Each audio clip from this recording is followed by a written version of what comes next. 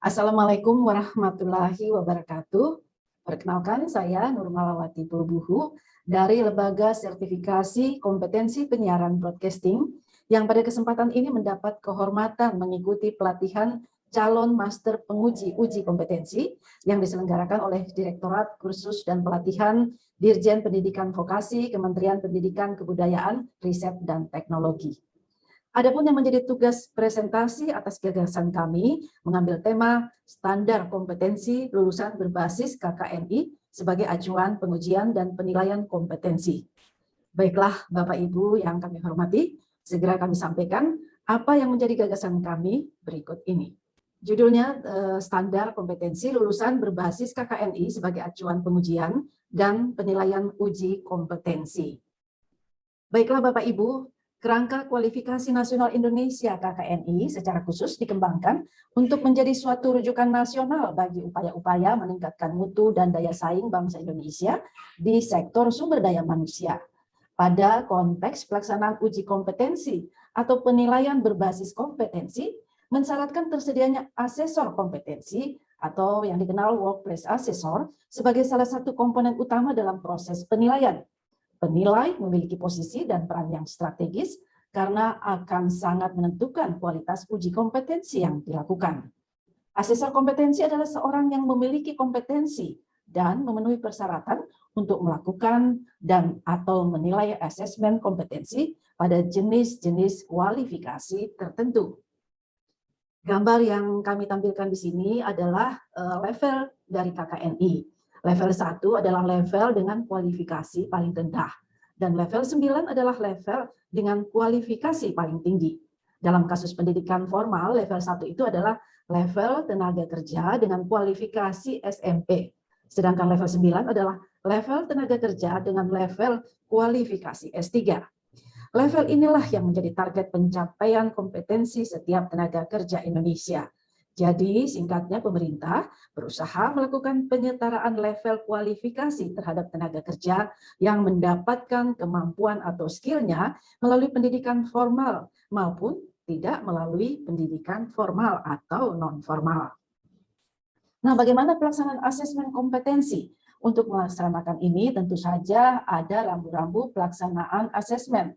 Pelaksanaan asesmen kompetensi harus mengikuti rambu-rambu. Pertama, asesmen kompetensi dilaksanakan dengan prosedur, proses, serta lingkungan yang dikenal oleh peserta asesmen. Asesmen kompetensi dilaksanakan apabila peserta memiliki keyakinan bahwa dirinya sudah kompeten dengan menunjukkan bukti-bukti kompetensi yang dapat berupa sertifikat pendidikan pelatihan, portofolio pengalaman kerjanya, hasil-hasil kerjanya, dan lain sebagainya. Asesmen kompetensi dilaksanakan melalui proses partisipatif dengan memperhatikan kondisi dan potensi peserta. Keputusan asesmen kompetensi mengacu kepada standar kompetensi yang dipersyaratkan dan persyaratan atau acuan benchmark di tempat kerja asesi seperti SOP, spesifikasi produk jasa, regulasi teknis, dan lain sebagainya. Bagi asesi yang belum teridentifikasi tempat kerjanya, maka benchmark yang dapat digunakan adalah standar proses, produk atau jasa, sistem, kurikulum yang mampu ditelusuri terhadap standar nasional atau internasional. Kemudian rambu-rambu pelaksanaan asesmen lainnya adalah asesor kompetensi dalam melaksanakan asesmen harus mengikuti skema sertifikasi dan SOP asesmen dari LSK yang menugaskan. Bukti-bukti yang dikumpulkan oleh peserta dalam proses asesmen kompetensi sebagian didasarkan atas bukti-bukti yang dikumpulkan pada saat mereka bekerja. Metode asesmen kompetensi yang digunakan harus sesuai dengan persyaratan kompetensi yang diujikan dengan mempertimbangkan bukti-bukti yang ada serta kondisi asesi. Perangkat asesmen materi uji kompetensi terdiri atas perangkat asesmen kompetensi yang digunakan dalam pelaksanaan asesmen kompetensi harus disusun dengan mengacu pada standar kompetensi kerja. Perangkat asesmen dikembangkan oleh masing-masing LSK sesuai pedoman Kementerian Pendidikan dan Kebudayaan. Untuk kebutuhan asesmen kompetensi yang dilaksanakan, Kementerian Pendidikan dan Kebudayaan perangkat asesmen harus dipersiapkan oleh tim asesor yang tergabung dalam Panitia Teknis Uji Kompetensi atau PTUK yang dibentuk oleh Kementerian Pendidikan dan Kebudayaan. Penyusunan perangkat asesmen kompetensi harus mengacu kepada pedoman penyusunan perangkat asesmen kompetensi yang dikeluarkan Kementerian Pendidikan dan Kebudayaan. Perangkat asesmen kompetensi harus diperbaharui dan dikembangkan secara berkala atau sesuai dengan kebutuhan, atau harus diupdate karena zaman senantiasa berubah sehingga kita harus beradaptasi dengan perubahan-perubahan ini. Acuan pengujian dan penilaian uji kompetensi broadcasting level 3 penyiar TV. Kompetensi kualifikasi nasional sertifikat bidang broadcasting level 3 ini yang kami khususkan untuk kami sampaikan dalam presentasi ini, yaitu pertama, mampu melaksanakan serangkaian tugas spesifik dengan menerjemahkan informasi dan menggunakan alat berdasarkan sejumlah pilihan prosedur kerja, serta mampu menunjukkan kinerja dengan mutu dan kuantitas yang terukur, yang sebagian merupakan hasil kerja sendiri dengan pengawasan tidak langsung. Kedua, memiliki pengetahuan operasional yang lengkap, prinsip-prinsip serta konsep umum yang terkait dengan fakta bidang keahlian tertentu, sehingga mampu menyelesaikan berbagai masalah yang lazim dengan metode yang sesuai. Ketiga, mampu bekerja sama melakukan komunikasi dalam lingkup kerjanya, bertanggung jawab pada pekerjaan sendiri dan dapat diberi tanggung jawab atas kuantitas dan mutu hasil kerja orang lain. Kemampuan di bidang kerja dapat dilihat pada mampu melakukan serangkaian tugas dalam menyampaikan informasi atau berita yang telah disiapkan oleh redaktur kepada pemirsa secara monolog melalui media televisi sesuai dengan tema acara mengacu pada standar mutu penyiaran televisi atau TV broadcasting yang meliputi memahami dalam menetapkan tanda baca atau yang dikenal di dunia broadcasting sebagai cue naskah berita yang telah disiapkan oleh redaktur setelah mempelajari isi naskah berita. Kemudian melakukan atau membaca, mengidentifikasi karakter dan tema, membuat tanda baca. Ketiga poin ini membaca, mengidentifikasi dan membuat tanda baca adalah kemampuan awal untuk bisa memahami isi berita yang telah dihasilkan oleh redaktur.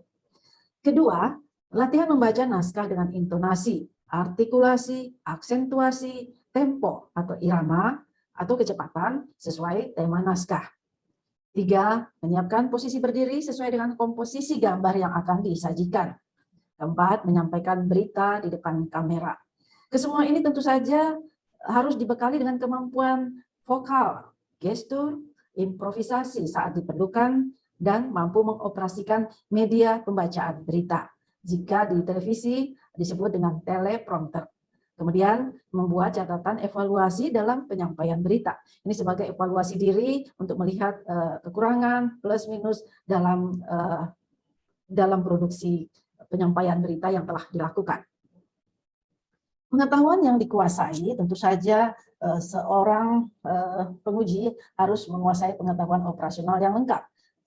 Prinsip-prinsip serta konsep umum yang terkait dengan serangkaian tugas dalam menyampaikan informasi atau berita yang telah disiapkan oleh redaktur kepada pemirsa secara monolog melalui media televisi sesuai dengan tema acara mengacu pada standar mutu penyiaran televisi broadcasting yang meliputi pengetahuan tentang berita televisi sebagai bagian dari penyiaran. Pengetahuan tentang penggunaan bahasa Indonesia yang baik dan benar sesuai dengan pedoman umum ejaan bahasa Indonesia. Pengetahuan tentang penggunaan dan pengucapan bahasa asing maupun bahasa daerah. Pengetahuan tentang metode komunikasi massa dan komunikasi interpersonal. Pengetahuan tentang perkembangan informasi dan peristiwa aktual yang terjadi di dalam negeri dan juga di luar negeri. Pengetahuan tentang jurnalistik televisi. Pengetahuan tentang K3 di tempat kerja. Nah, ini adalah contoh rubrik penilaian uji kompetensi penyiar televisi level 3 KKNI yang diselenggarakan oleh lembaga kami LSK Broad. Dan Bapak Ibu sekalian, demikianlah jika kami dapat simpulkan, meskipun bersifat generik standar kompetensi ini harus memiliki kemampuan alat ukur yang akurat. Untuk itu standar harus pertama terfokus pada apa yang diharapkan dapat dilakukan pekerja di tempat kerja. memberikan pengarahan yang cukup untuk pelatihan dan penilaian, diperlihatkan dalam bentuk hasil kerja yang diharapkan, selaras dengan peraturan perundang-undangan terkait yang berlaku, standar produk dan jasa yang terkait, serta kode etik profesi bila ada. Ini mencakup uraian standar kompetensi berbasis KKNI yang terdiri atas unit kompetensi, elemen kompetensi, dan indikator kelulusan. Demikian Bapak Ibu, apa yang kami sampaikan tentang standar kompetensi lulusan SKL kursus dan pelatihan penyiar TV berita level 3 berbasis kerangka kualifikasi nasional Indonesia. Demikian saya Nur Malawati Pulubuhu. Terima kasih.